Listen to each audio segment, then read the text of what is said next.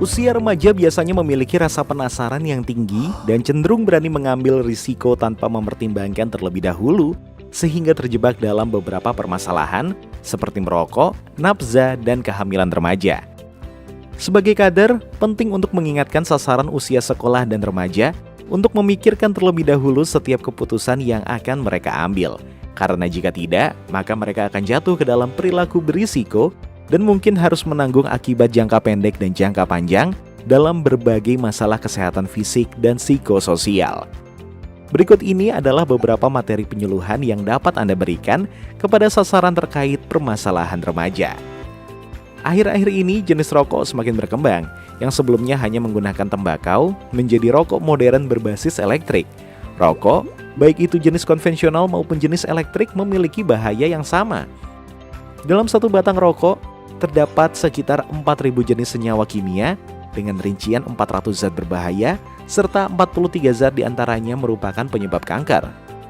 Kandungan zat berbahaya yang ada pada sebatang rokok dapat ditemui juga pada media berbahaya lainnya seperti pembersih lantai, pewangi pakaian, penghilang bulu, bahan pengawet, parfum, racun tikus, pestisida, bensin, baterai, bahan bakar, racun kucing, dan lain sebagainya.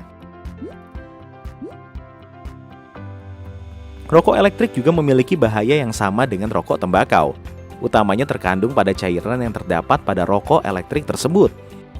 Rokok berdampak buruk pada kesehatan bukan hanya terjadi pada orang yang merokok, tetapi juga dapat terjadi pada orang yang tidak merokok, namun berada di sekitar perokok atau perokok pasif.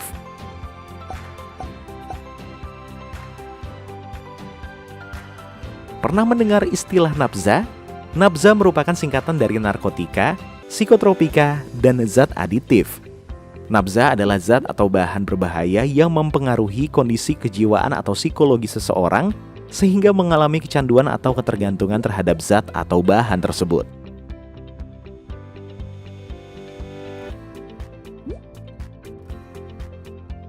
Berdasarkan efek yang ditimbulkan ke tubuh pengguna, nafza dibagi menjadi 4 jenis.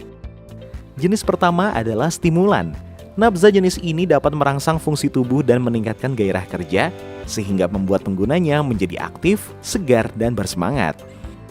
Jenis kedua adalah depresan.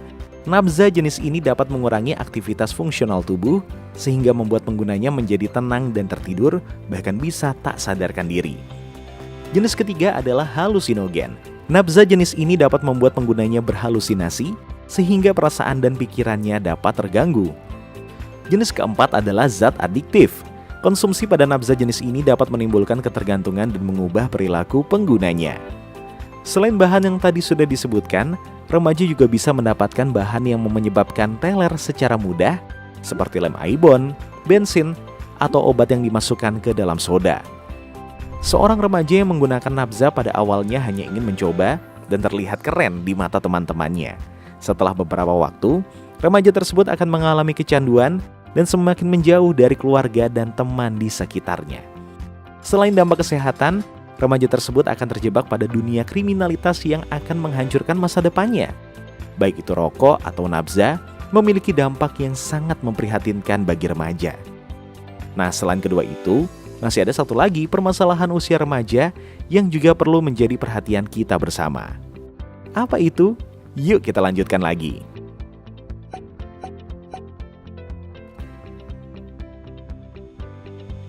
Kelahiran anak menjadi salah satu momen yang dinanti dalam keluarga. Namun pada remaja putri, kehamilan dan persalinan justru berisiko negatif pada masa depannya. Kehamilan remaja dapat disebabkan karena kehamilan yang tidak dikehendaki atau merupakan kehamilan yang dikehendaki karena pilihan untuk menikah muda. Remaja hamil yang tidak dapat berpikir jernih akan menyelesaikan persoalannya secara paksa dengan menggugurkan kandungan atau aborsi yang tidak aman sehingga berisiko kematian.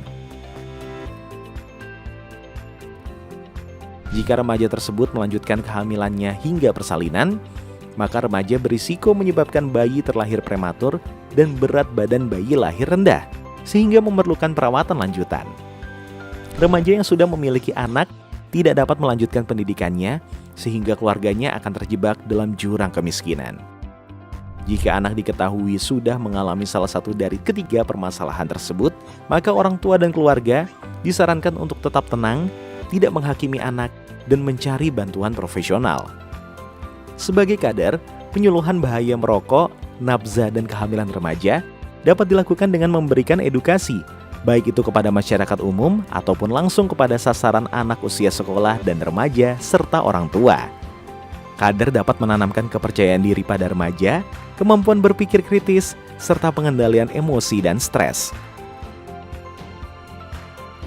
Di beberapa daerah, kader dapat melakukan pencegahan dengan pendekatan berbasis sosial budaya. Mari kita tingkatkan kesadaran anak dan remaja mengenai bahaya dari merokok, nabza, dan kehamilan remaja untuk generasi masa depan Indonesia yang lebih bersinar.